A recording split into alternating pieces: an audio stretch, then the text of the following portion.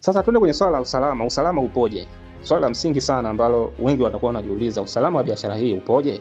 Ni pointi ambayo ni ya msingi ambayo kwa asilimia kubwa wengi inabidi wao wanajiuliza hivyo, na hata si kwamba tu kwa biashara hii, kwa biashara yoyote ile ya mtandaoni lazima ujiulize kwamba je, ndio hii biashara sawa, nimesikiliza, nimeelewa vizuri. Je, kuhusu vipi kuhusu swala la usalama wa mtaji wangu upoje? Ni kitu cha msingi sana ambacho unatakiwa ujiulize katika biashara yoyote ile ambayo utakuwa unaifanya, ambayo ni ya kidigitali. Lakini pia hata kama sio ya kidigitali, hata biashara nyingine yoyote ile ambayo utashiriki, ni vyema kuangalia riziki zake, yani kuangalia usalama wake kwamba upoje. Issue ya usalama ni security, ni muhimu sana katika swala la biashara au sehemu ambayo unaenda kuwekeza pesa zako. Usalama kwa biashara hii ni mkubwa kwa sababu hela yako haikai ndani ya Royal Plus. Haikai na pesa yako. Pesa yako ya mtaji haikai ndani ya Royal Plus. Pointi ya msingi sana ambayo ni rahisi sana pia kuelewa. Pesa yako inakaa ndani ya benki yako. Kwa hiyo inakuwa ipo ndani ya himaya yako, ndani ya exchange yako, haikai ndani ya Royal Plus. Tuelewane vizuri hapo. Elewa vizuri. Usalama wa biashara hii ya Royal Plus ni kwamba kitu cha kwanza, pesa haikai ndani ya Royal Plus. Ninapozungumzia pesa, naongelea pesa yako ya mtaji. Haikai ndani ya Royal Plus. Haikai ndani ya application ya Royal Plus. Pesa yako ya mtaji unabaki nayo ndani ya exchange yako. Tunapozungumzia pia ndani ya exchange yako, haikai kwamba inakaa labda kwenye Web3 ya exchange yako kwenye wallet. Inakaa ndani ya spot market yako ambapo ndio robot ambayo anafanyia kazi. Pesa yako inakaa chini ya umiliki wako. Sasa hizi sio zile biashara za kuconnect kwamba una connect wallet yako labda kutumia ile Web3 ya Binance kwamba una connect alafu sijui unafanya stake sijui unafanyaje. Hapana. Hii haipo hivyo. Hii tunatumia API management ambayo ipo ndani ya msingi wa blockchain technology, ambapo hakuna mtu yoyote, sio Binance, sio Royal Plus, wewe mwenyewe ndio unaweza kubadilisha kile ambacho kipo ndani ya mfumo huo wa API management. Lakini hakuna mtu yoyote, sio Binance, sio Royal Plus, wala sio nani mwingine zaidi yako wewe mwenyewe. Wewe ndio unaweza kubadilisha kilichopo ndani ya huo mfumo. Tuelekezane kidogo hapo, inawezekana huna elimu kuhusu hicho kitu.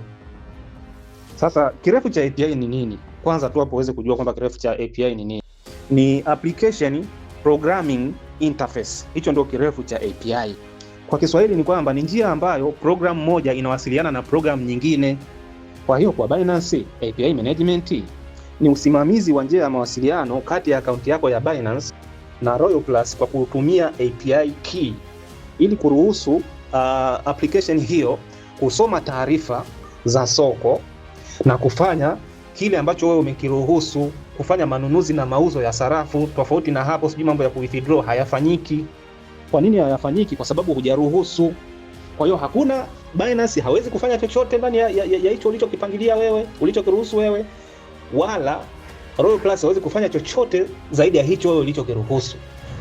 Mabadiliko ya kile ulichokiruhusu ni wewe mwenyewe ndiwe ambaye utakuwa unaweza kubadilisha pale, lakini hakuna mtu yoyote yule, sio Binance, sio nani, hakuna. Ndio maana tunasema hii biashara ina usalama mkubwa sana kwa sababu ipo katika msingi wa blockchain technology, lakini pia inaunganishwa na hiyo API key.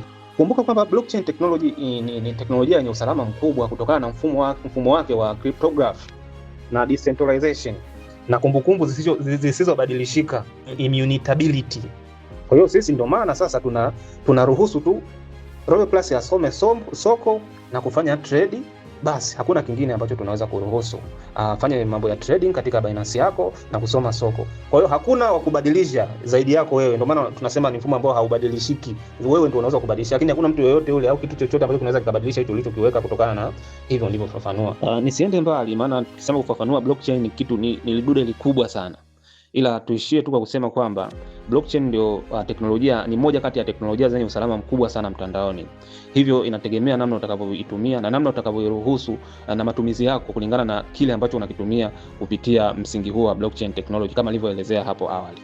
Kwa jitahidi kujifunza, jitahidi kuupdate vitu vipya katika ufahamu wako wa akili ili uweze kuendana na kasi ya teknolojia inapokuwa kila siku, na pia uweze kujua fursa zake ambazo zinapatikana ndani ya kasi hiyo ya teknolojia na namna ya kunufaika nayo. Kitu kingine ambacho ni pointi ambayo ni nzito na ya msingi ni kuhusiana na masuala ya matapeli. Kama tunavyojua wapo hawaishi mtandaoni, wapo sana. Kwa hiyo kitu cha msingi ambacho utakuwa ukifanye ni wewe kulinda taarifa zako binafsi za Binance. Kwa hiyo asije mtu tu akwambia bwana, ingia Binance, fanya hivi, humjui. Hata kama una apply na wako, labda akatokea huyo mtu akawa anajitambulisha kama apply na wako, usimpe ushirikiano, kwa sababu pia imetokea hivyo kwa watu wengi. Unakuta mtu anaweza akajivalisha uhusika kwamba yeye ni mtu fulani, kisa labda unajuana na huyo mtu, akaiga hata sauti yake na mienendo yake, ukajikuta mwenyewe unaingia tena kingi, mwisho wa siku unaishia babaya. Kwa hiyo vitu ambavyo vya msingi kuangalia, ili kusudi usije ukaingia katika hali ambayo ni mbaya, kwa sababu pesa unatafuta kwa jasho, unahangaika ili kusudi uwekeze huku uweze kunufaika. Sasa usikubali kulaghaika kirahisi kwa watu tu ambao wamekuja tu kazi yao wao ni kuja kuchukua hela zako na kufanya mambo yao mengine. Kwa hiyo jitahidi sana kulinda siri yako. Binance ni siri yako. Binance ni benki yako kama ilivyo benki hizi za kawaida. Kwa hiyo pesa ambayo iko ndani ya benki yako usikubali kushare na kila mtu akaiona. Kwa hiyo msingi ni wewe. Hapa tunafundisha kuhusu Royal Plus na cryptocurrency na namna ya kunufaika nayo. Hatufundishi sisi kuhusu Binance, sijui ingia kwenye kipengele hichi, ufanye hivi. Hapana.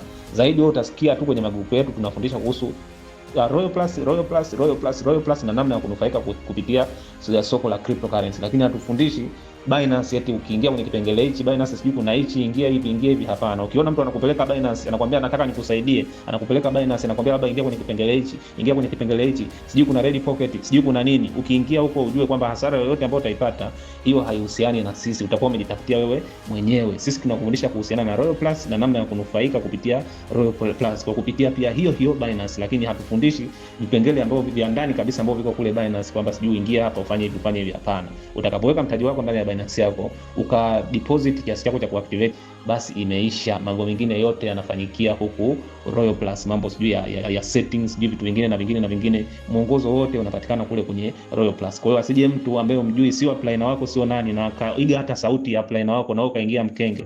Namba za apply na wako unazo, mpigie apply na wako, atakupa mwongozo.